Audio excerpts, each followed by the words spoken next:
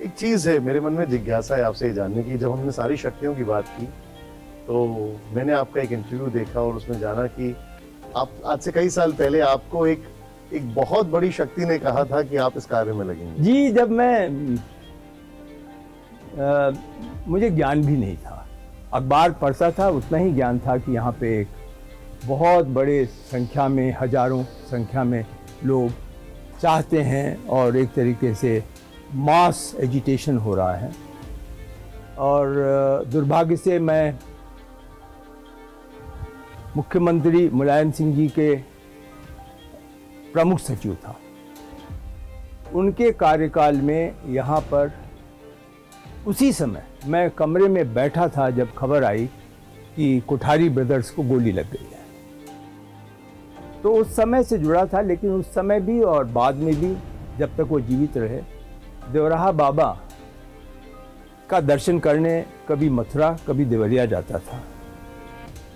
पता नहीं मुझे, लेकिन वो मुझसे उन्होंने यह बात कही कि बच्चा मंदिर बनेगा, जरूर बनेगा, तुम ध्यान रखना। यह कभी नहीं कहा कि मैं निर्माण करूंगा या इसमें सम्मिलित होऊंगा, लेकिन इस प्रकार का उनका संकेत था। और जब मुझे ये जिम्मेदारी आई तो वह समय याद आया कि किस प्रकार देवराहा बाबा ने इसके बारे में एक भविष्यवाणी की थी। अभी बड़ी अच्छी यहाँ पर राम धुन सुनाई दे रही है। सर, इसका एक्सकवेशन हुआ तो कई आर्टिफैक्ट्स निकले। जी जी जी जी, वो बड़ा हमारी जिज्ञासा उसके बारे में जानने की। वो मैं आपसे अनुरोध करूँगा कि आप थोड़ा उसके बारे में और विवरण चंपत राय जी से जानें, क्योंकि वो एसोसिएटेड थे जब शुरू में कोर्ट के ऑर्डर से पहले तो हुआ।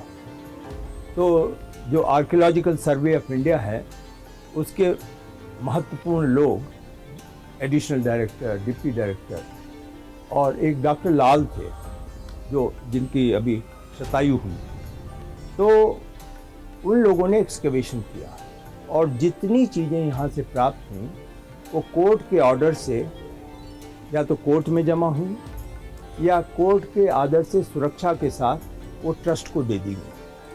तो वो सारी चीज़ें, उसमें ज़्यादातर शिव की मूर्तियाँ, शिव का लिंग, कुछ बताया जरा, काफी विशाल शिव जी, बहुत बड़े, कुछ बाल स्वरूप के पद पैर का इतना निशान, उसको आप देखेंगे तो आप स्वयं ही कहेंगे कि ये तो यहाँ पे कोई मंदिर रहा होगा, उसमें बाल स्वरूप। आप इसका कोई म्यूजियम में रखेंगे? जी, ये म्यूजियम बनने का बिल्कुल प्लान है, पूरी तरह योजना का हमारे अंश है। और वो जब ये 71 एकड़ का पूरा कार्य पूरा हो जाएगा, जिसको दिसंबर 2025 तक हम पूर्ण कर सकेंगे, तो उसमें एक म्यूजियम होगा जिसमें पूरा इतिहास, जो आर्टिफैक्ट्स हैं वो जो मिले खुदाई में, उन सब को, और उसका कैप्शन क्या महत्व है, किस प्रकार का है और किन इस प्रकार के एविडेंस को न्यायालय ने अपने निर्णय में सम्मिलित किया, इन सब का उल्लेख उसमें होगा। जो मैं देख रहा हूँ जी, पूरी अयोध्या का ही एक अलग ही रूप निकल के आ रहा है।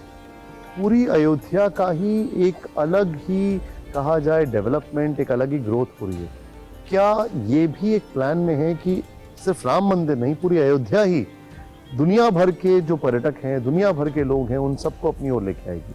आप विश्वास माने, इसमें केंद्र सरकार और राज्य सरकार पूरी तरीके से इस निर्माण की जो क्षेत्रफल है उसके बाहर की जिम्मेदारी उन्होंने ले ली है। जो शालिग्राम शिलाएं नेपाल से आ रही हैं, उसके बारे में क्या, उसका क्या? वो मेरे ख्याल से वो जिसको कहते हैं ना कि एक स्टेप क्यों जंपिंग हो गई। अच्छा, अभी ट्रस्ट ने यह निर्णय नहीं लिया है कि जो भगवान बनेंगे वो वाइट उनका स्वरूप होगा कि ब्लैक होगा।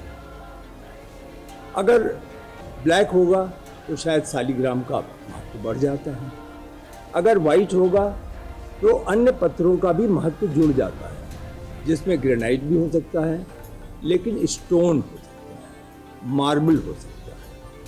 कोशिश ये है कि भगवान का स्वरूप में फेस पर थोड़ा ब्लू टिंज हो और उनका स्वरूप लगभग ग्रे वाइट, ऐसे कोशिश है।